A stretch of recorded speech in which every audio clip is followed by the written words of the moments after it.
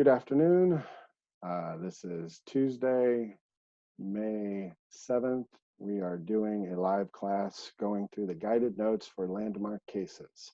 So right now I am going to share my screen and we're going to get the PowerPoint up. First off, let's start with our guided notes. So you can see here we have the guided notes for landmark court cases. If you have not done so, in the right side of the screen, you have the option to fill and sign. I've already clicked that, so now I can go ahead and type in the guided notes itself. Now this first one we already talked about before, so I'm just going to go ahead and fill that one out as an example. So we can see 9 is how many justices there are, and so that's our first one. Now let's go over to the PowerPoint. I have to start it back at the beginning, so let me just blow through this real quick. Boom. All right, so here we go. Mr. Raymond's PowerPoint for Supreme Court landmark cases. Now, last time we talked about the judicial branch. Now we're going into some of its main cases that the Supreme Court has had. So here's a list of all of them. However, you don't need to know them in detail. You just need to know the main importance of each of the different cases. So first thing we're going to do, just to review a little bit about the Supreme Court. Again, we said that there are 9. Here are the current 9 judges, including a picture of Kavanaugh over recently retired Justice Anthony Kennedy, and they are led by Chief Justice John Roberts. All right. Now, they serve for life. They have a lifetime tenure, which means they cannot get thrown out, removed, unless they've done something against what they say is good behavior. It's the only qualification they have. President, 14 years resident, natural born citizen. Congress, 7, 9-year citizen, live in the state. None of those apply to the judge. The only thing it says is good behavior. Obviously, they have to be a lawyer or a judge or something beforehand because they have to have some prior experience, but the only qualification, again, is good behavior. And so as far as their cases that they hear, most will be appellate jurisdiction only. They mainly hear appeals cases. Now, we talked about a slide in the last PowerPoint that showed more powers that they have. This one talks about ambassadors. So anything happens in an international country, no state has jurisdiction, the Supreme Court does. If it's states, here's an example, Florida versus Georgia, trying to figure out the border. It was resolved at the Supreme Court in 1854.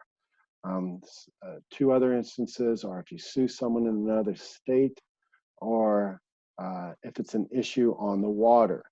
If it happens, if you go 100 miles outside of Florida, you're in international waters, and at that point, the Supreme Court has jurisdiction. All right, so let's go to our guided notes, and let's start filling these out. So we've already said there's 9 judges. How long do they serve? I think you're unmuted, so you should be able to talk. Go ahead, Adrian. Yeah. They serve for life. All right. That's good. So let's type that in. We'll say they serve a lifetime or for life. Either way, just now, this is something we've talked about before. Who chooses the Supreme Court justices? Isn't it like the president? All right, the president. All right, and then who confirms them? The Senate? All right, oh, good job. All right, so Senate. Now, we said jurisdiction. All right, we talked about most of theirs are appeals. Now, if you don't know what the original jurisdiction is, I actually have this. I want to copy the same thing, so I did this earlier. Let's just go ahead and look at this one.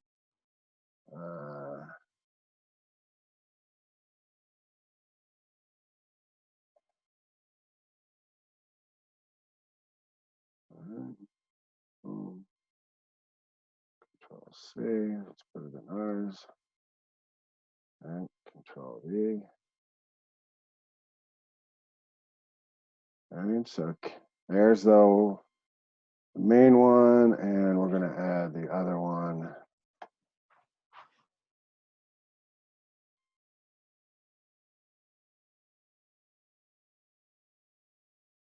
Control C. Let's move it into this one. All right. So here we go. Here's our answers. Cases between the other states, ambassadors, maritime, which is shipping issues in international water, and then suing someone in another state. So here are where they have original jurisdiction. All right, so I'll go back to that in a moment. Let's go back to our PowerPoint so we can see what's next. All right, so again, we answered one that we forgot to mention. At the bottom of the previous slide, it said they're appointed by the president, confirmed by the Senate. You got that already. And then, let's see, there's the path that things go to the Supreme Court. Now, the states on the right and the federal on the left of this flow chart, if I were to draw a line, I might put a line between the district courts on the federal side and the state trial courts on the state side, because those are pretty much the same levels. All right. So once they start at the beginning level, then the next level up is where you get to your appellate courts. So at the state level, it goes to the intermediate appellate courts. From the federal level, it goes to one of the 13 circuit courts. All right. From there, if we go back to the state actually has its own Supreme Court. But the state Supreme Court, along with all the federal courts, ultimately everything answers to the Supreme Court of the United States. So, excuse me.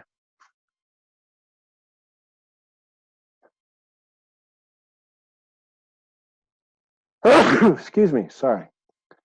Bless you. Thank you.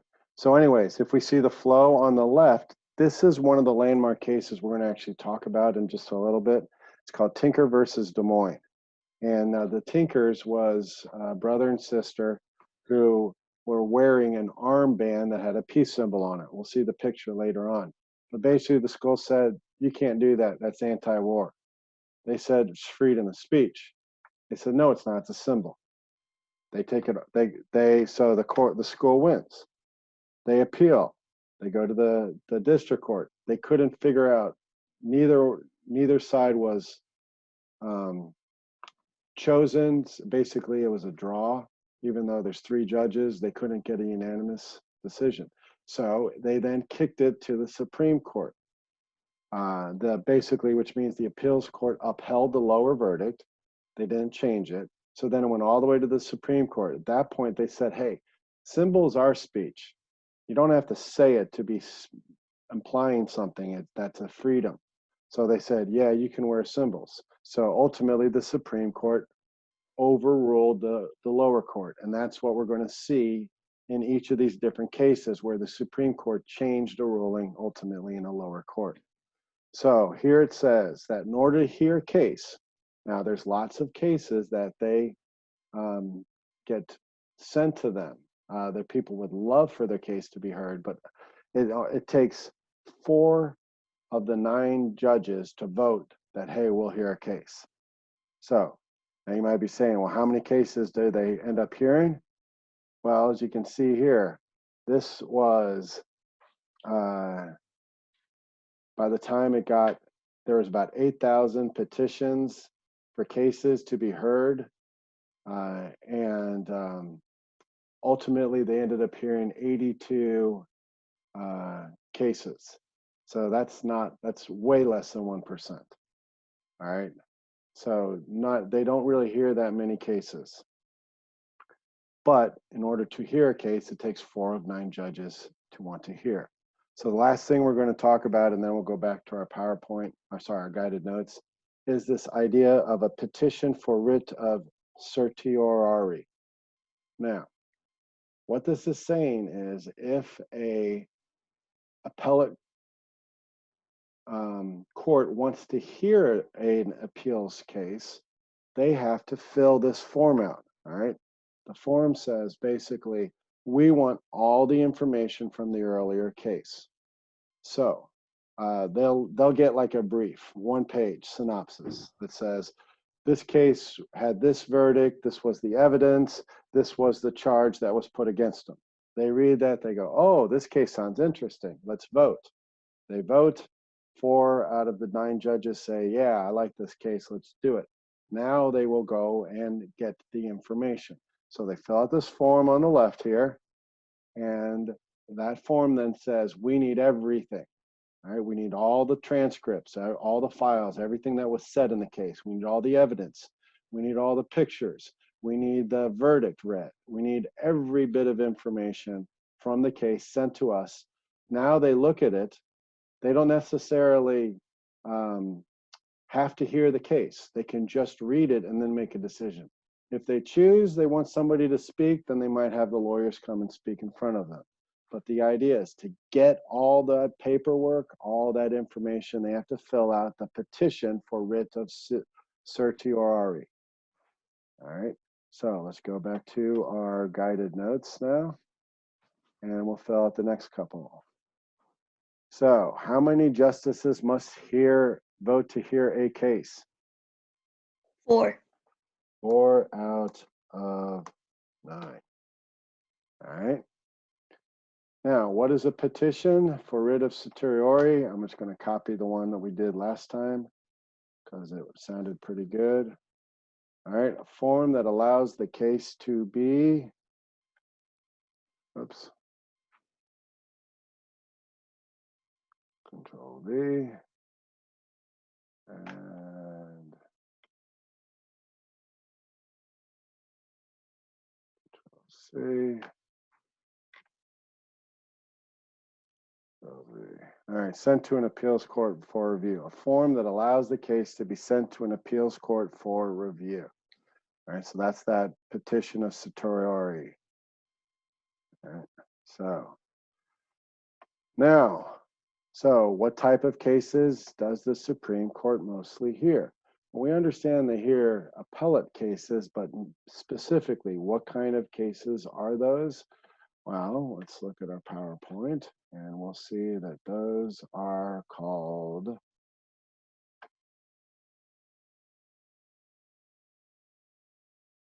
where is it? There it is. Cases that deal with rights, all right? Specifically, due process, privacy, and the First Amendment.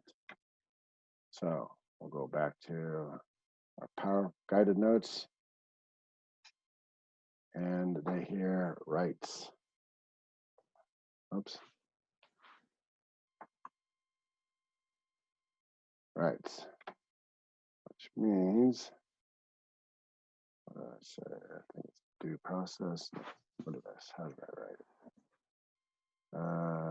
Yeah. Shift. There it is. Due process, First Amendment, privacy. All right. Now, so that gets us to, any questions so far? Doing good? Yeah. All right. So now this gets us to our cases. So we'll do 2 at a time. Well, we'll do Marbury versus Madison first, then we'll do like 2 at a time. So now the first case, this was the most important of all the cases because up until now, the courts didn't really know what kind of power they had. They knew they served for life. They knew that they were there to check, but really, what does that mean? So there comes this case. So I can't remember specifically, but in a general sense, Marbury is a judge. He's either getting kicked out or he's replacing another judge. Can't quite remember. But Jefferson is the incoming president, and James Madison is his Secretary of State. So Marbury sues the government because he's losing a job one way or the other. All right. Now, Justice Marshall looks at this case and he goes, oh, wait a second. These guys are doing something that's not in the Constitution. All right. They're trying to get rid of a judge when they serve for life. Can't do that. Therefore, he established this concept. The concept is called judicial review. It is one of the most important concepts as far as as courts go. All right. This gave them the idea that they can declare laws unconstitutional. Why? Because the Supreme Court is the supreme law of the land, not the president, not Congress, not the citizens. Constitution is the supreme law. All right. So ultimately, if it adheres to what the Constitution says, then it's great. So how does this affect everything? This gave them their biggest check on the other two branches. And I'll show you what that means in just a little bit. But up until then, the branches were just doing their own thing. Courts were mainly just having trials, but now we got the understanding that they have real authority. So let's go to, oops, I think I just stopped sharing. All right, let's go to our guided notes. All right, so these are definitely lots of information in here. So I'm going to go ahead and copy everything that was.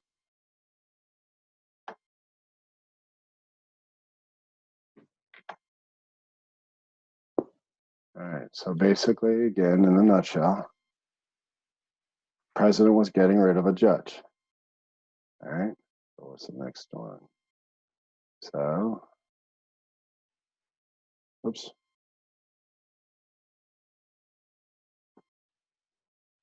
Judge sued. Justice Marshall declared that it was unconstitutional to remove a judge when they served for life. This created the term judicial review. This means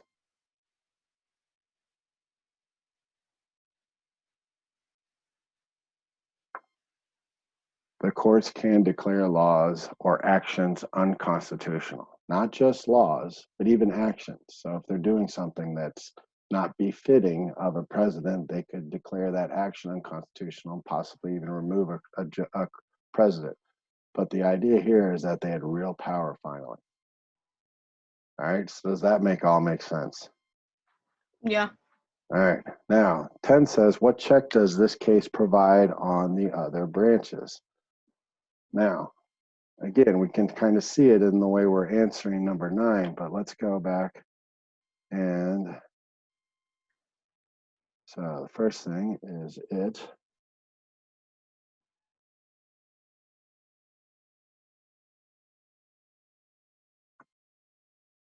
Oops.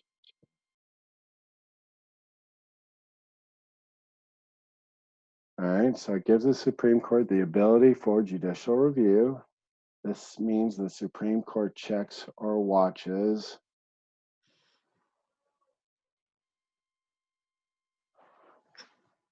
over, oops, keeping them in line.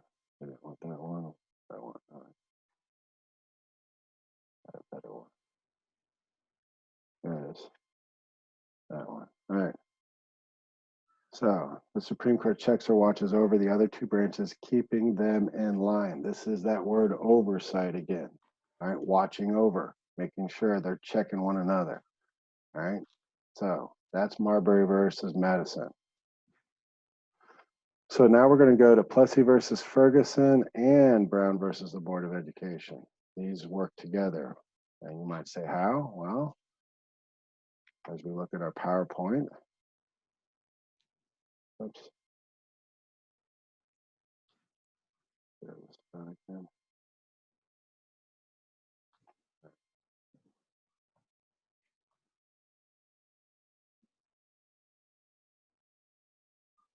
All right, so here we go.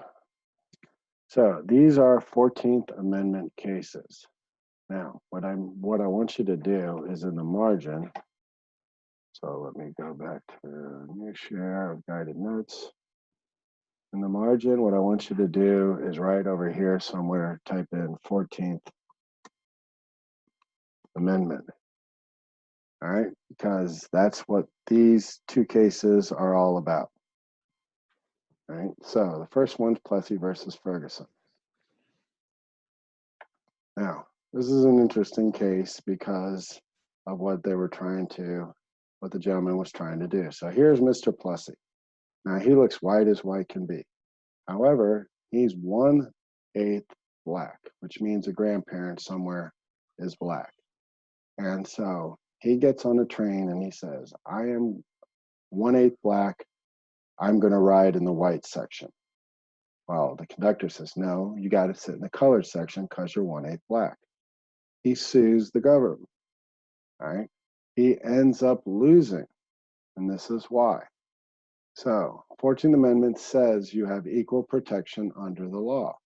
But the courts rule that it is okay to have separate trains because even if they're both being offered the same thing, right? They both have the ability to ride a train, right? Nobody's being forced to ride a bicycle or walk.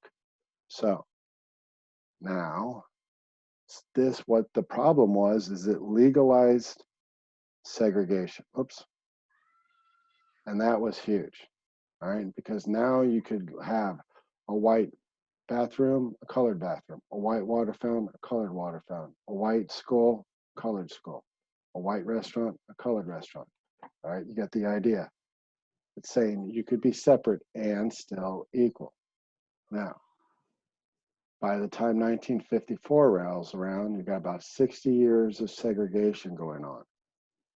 What happens is some kids, there's a girl, she lives near a white neighborhood, closer to a white school than to a black school or a colored school. They then say, you must bus that child in to the colored school because they're colored. They sued. They said, no, we want to go to the closer school. When they started doing studies, they found out that the education in the colored school was much lower quality than at the white schools. So was it equal? No. At this point, they realized no, separate but equal doesn't work anymore. All right, segregation is unconstitutional. So let's go back to our guided notes. So describe Plessy versus Ferguson. Well, first thing we've got is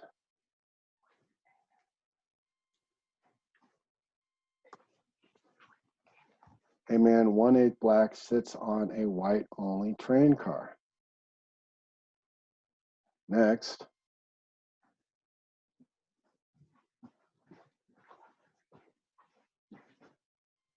is made to sit in the colored train car. He sues, case goes to Supreme.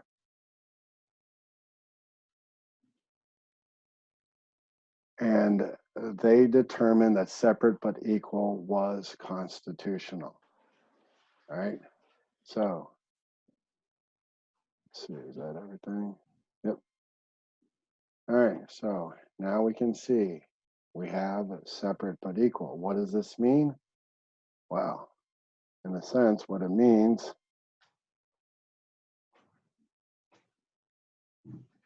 it legalized segregation. And segregation is the ability to have white only items, water fountains, bathrooms, restaurant, and colored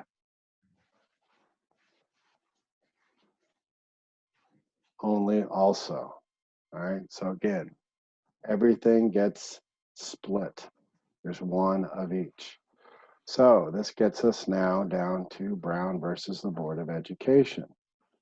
So as we saw, it was a little bit, let's see. All right, so how this one is we had a colored student who lived near an all white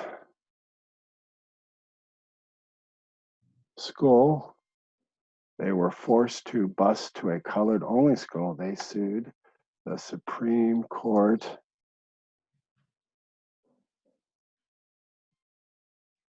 rules that everyone needs to know. Oh, wrong one.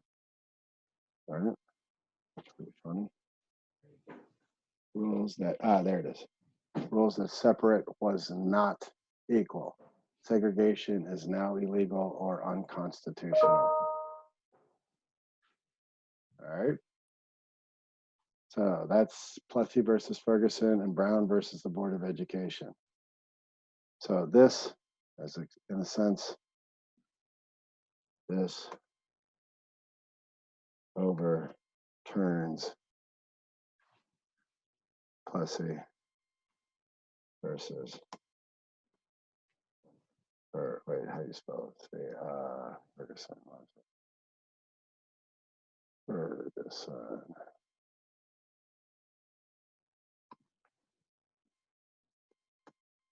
Ferguson. All right. Ferguson. All right. Yep. All right. So again, this overturns Plessy versus Ferguson. Oops. Period. All right. There we go. All right. Any questions on those two? No. All right. Now the last one we have then is in re galt. Now most of the ones you're going to see are going to have something versus something. Now the reason why in re galt is called the way it is because galt is a minor. So you can't actually put the name of the other person they're suing in it because it's a minor. It's a weird way. So that's how they wrote it, the title this way. But the question is, do juveniles have the same rights as adults? Well, in this case, no, they didn't. So basically what happens to this kid, he prank phone calls somebody a couple times. They call the cops on him. The cops arrest him, but they arrest him without the parents. They put him in jail without the parents. They have a trial without the parents. And he doesn't even have a lawyer on top of all this. So all of these things were violated. So basically due process was violated. He didn't get treated the same way as citizens do, even though he was one. He's incriminated himself. But the Fifth Amendment says you have the right against that. The person who charged him, who said he did this, he never even got a chance to confront him, and that's a right. He also didn't have a lawyer, which is a right. So all these rights were violated in this case. Ultimately, the case got thrown out and he got sent home free. But the ultimate outcome, yes, minors have the same rights, process rights as adults. So let's fill out this one real quick.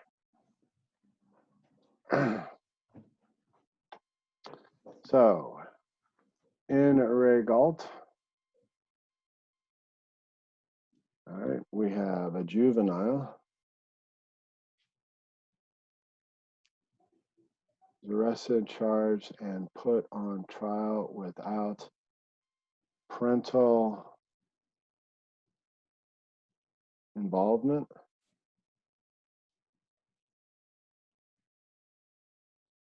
The question is, do juveniles have the same rights as adults? Yes. And basically the boys' 5th, 6th, 14th Amendment rights were violated. All right, and that should be everything. Oh, yes, right, we added something. And that was, see, slide for specifics. All right, all I'm saying there is if you want to know the specific ways, just look back at the slide so you can understand. But you could write down technically self-incrimination, due process, right to a lawyer, right to confront your accuser. So again, what amendment do Plessy, Brown, and Galt all have in common? What did we say it was? You remember? Was it about the 14th Amendment? That's right, 14th Amendment. All right. So we got a few more cases to go through. I think we might get close to finishing on time. So we already just talked about Tinker versus Des Moines. So let me just go ahead and we'll show you the slide and then we'll fill it out so you understand this case. Now, the next two cases deal with First Amendment rights, freedom of speech mainly. All right, Tinker versus Des Moines and Hazelwood versus Kohlmeyer. All right, and they're both free speech issues. So remember I said there was a picture of them? There they are, little armbands they just put over their arm. You know, they're speaking out against the war. Is that freedom of speech? The court said yes. Speech is more than just words.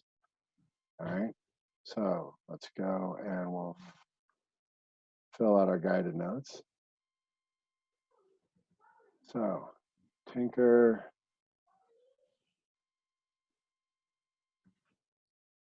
All right, so we got students protest the Vietnam War with peace symbols.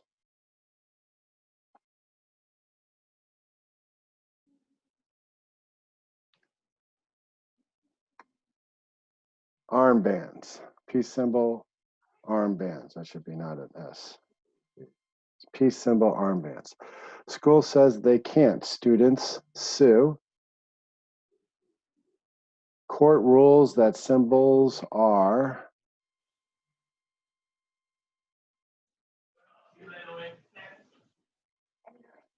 protected forms of free speech. All right, so that's what we learned, that you can't, symbols are also free speech. Now, the next thing is, this says Des Moines here, so just let's type in Kohlmeyer instead. And just know that that's what it's supposed to say. Unfortunately, it didn't. I forgot to fix that on the PowerPoint. So let me go back to our slide now. And let's talk about their story. So basically what happens is a school, kids want to do a story on teen pregnancy. Now, if you're a school principal, do you want your students talking about teen pregnancy? No, it doesn't look good on your school. So the kids are going, hey, we have freedom of speech. We have the right to say whatever we want. And the school said, no, you don't. That makes our school look bad. We don't agree. So they sued, the kids sued. It goes all the way to the Supreme Court. What the Supreme Court said is the school is right. That's not protected free speech. If it is not supportive of learning environment, then it is not a positive free speech. So it's seen as negative and it would, you know, do damage to the school. Therefore, at that point, censorship is okay. So if you're not quite understanding what I'm saying here, let's fill in this one. And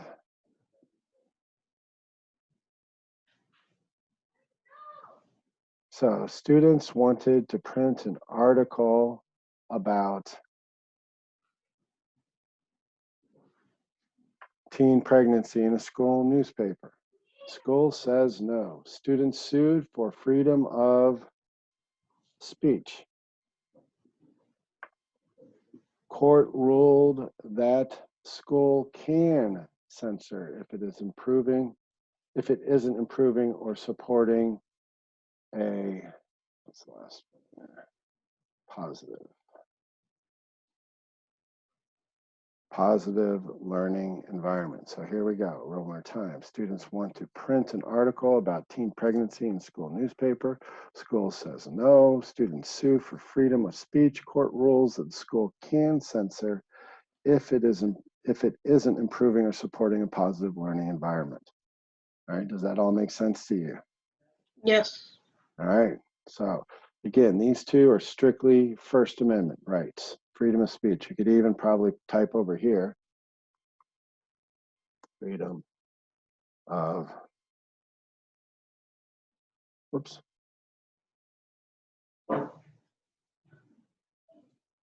Freedom of speech. All right, so that's these two. All right, now, this next one deal with 4th through 8th.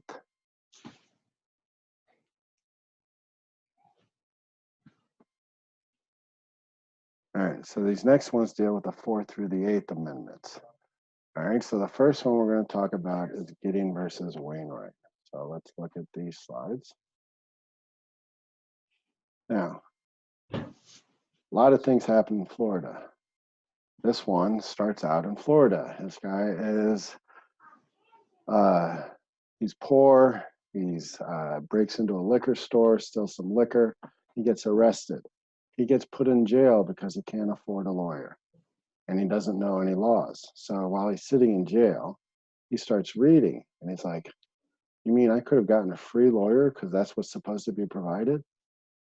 So he sues. It goes all the way to the Supreme Court. And yes, he should have been given a lawyer. He gets let go for free. So just a moment. Let's look at our Gidding versus Wainwright.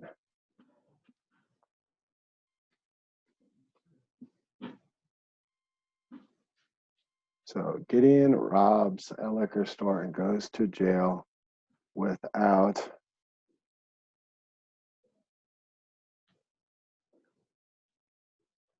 ever getting a lawyer. He says his rights were violated. The Supreme Court rules in his favor and states everyone should be provided a lawyer. Again, it's the Sixth Amendment. Sixth Amendment. All right, good on that one? Yeah. All right, so now the next one was my opening question. You have the right to, you know the rest of it? Well, it's the right to remain silent. That's right. So this is where this case actually comes from. So let's go back to our PowerPoint and we'll learn about Mr. Miranda. Now, just so you know, he's a scumbag. All right, he's really a bad dude. Problem is, he's also mentally retarded. So while he's a bad guy, he doesn't really know anything what's going on. So he rapes a girl, he gets arrested, thrown in jail. Problem was, he incriminates the heck out of himself and he doesn't get a lawyer until after he goes to jail. His lawyer figures out, hey, all these things were wrong. This is why he needs to be let go.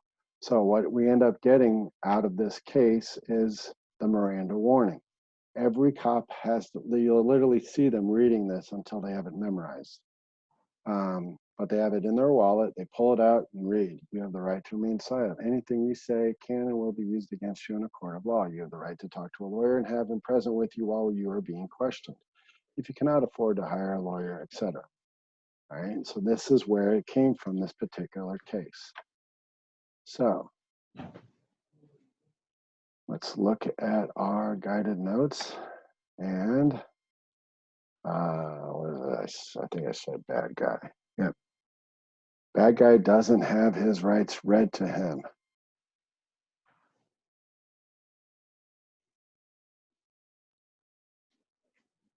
All right, so court rules that everyone needs to know what is happening when they are being arrested.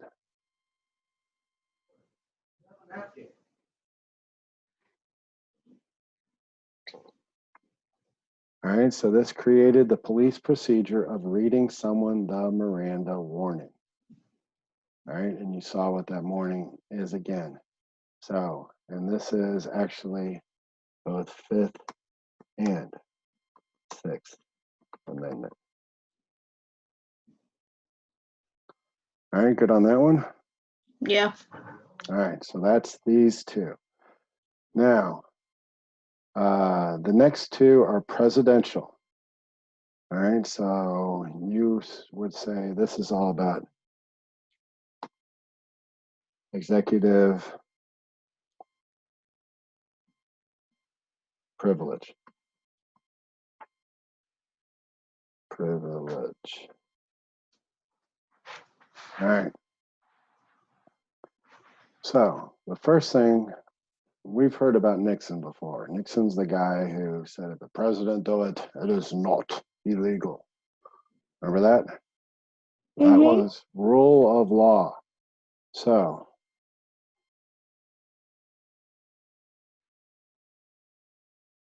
So he has these tapes. All right. He's apparently secretly recorded all these conversations in the White House. He's been accused of a crime. They want him to turn over the evidence. He says no, executive privilege. Well, the court says, there's no such thing as executive privilege. He broke the law. He recorded conversations secretly, which is against the law. Have you ever heard where you might have been on the phone talking to customer service and they say, just want you to know that this conversation might be recorded for your safety or something like that. You have to announce that you're doing that. He didn't. They ended up, he ended up fighting the Supreme Court. He lost. All right. Once these tapes came out, he knew he was a goner. He ends up resigning from the presidency, and the rest is history. This is all about rule of law, nobody being above the law. So let's do, we'll go and fill this one out real quick. So with this one, what we end up getting is Nixon was breaking rule of law by not turning over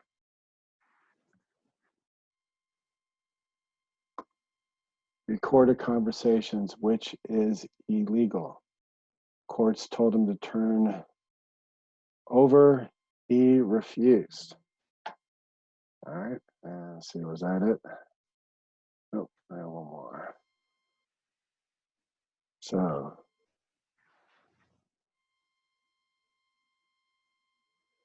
the Supreme Court rules that he must turn over everything. There is no executive privilege.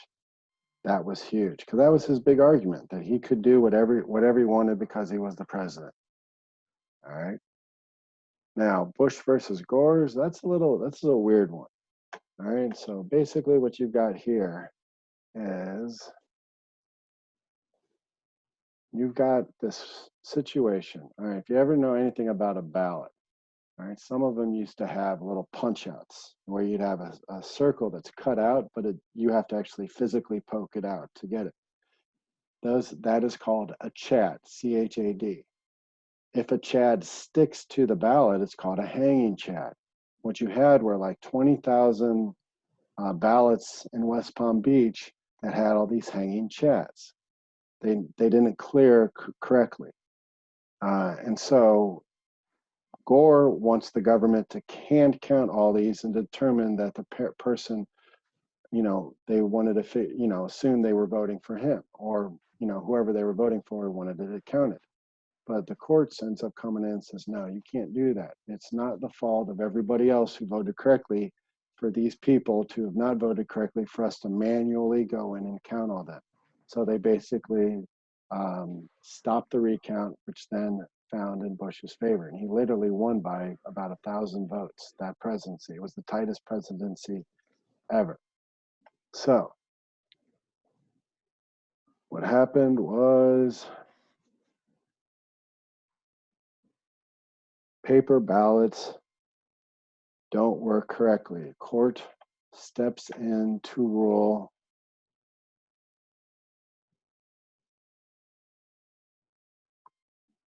if ballots will be allowed. Court says that the ballots can't be used because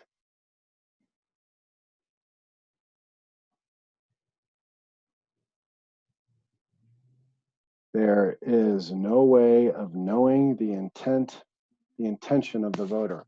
All ballots, all incorrect ballots aren't allowed.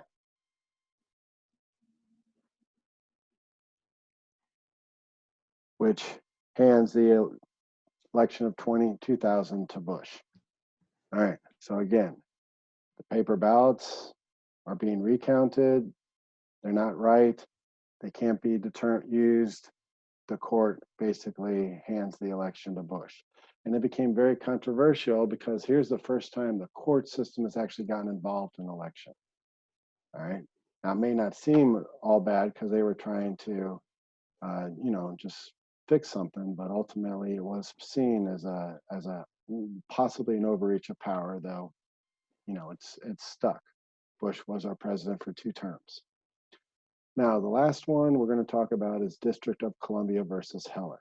This is strictly a Second Amendment issue. All right, it's all about the right to bear arms. So now this is unique because most of these other cases were unanimous. This is one where you can see where it falls strictly across party lines. It was a 5-4 vote that said that yes, you can have a gun in your home to defend yourself. All the 5 on the left are conservative judges. All the 4 on the right are liberal judges. And so at the time, it was strictly seen as not unanimous, but pro-Republican or pro-conservative. Now, ultimately, this is the way the court sits to this day. However, if Trump does get a chance to change out one more, we've talked about Ruth Bader Ginsburg. She's seen right there. She's still alive. She might not make it over through another 4 years. That's how old she is. If that's the case, then we get a 6-3, which really changes the way the power of the court. But again, the whole point of this case was self-defense in the home is okay. So let's fill out this last one. And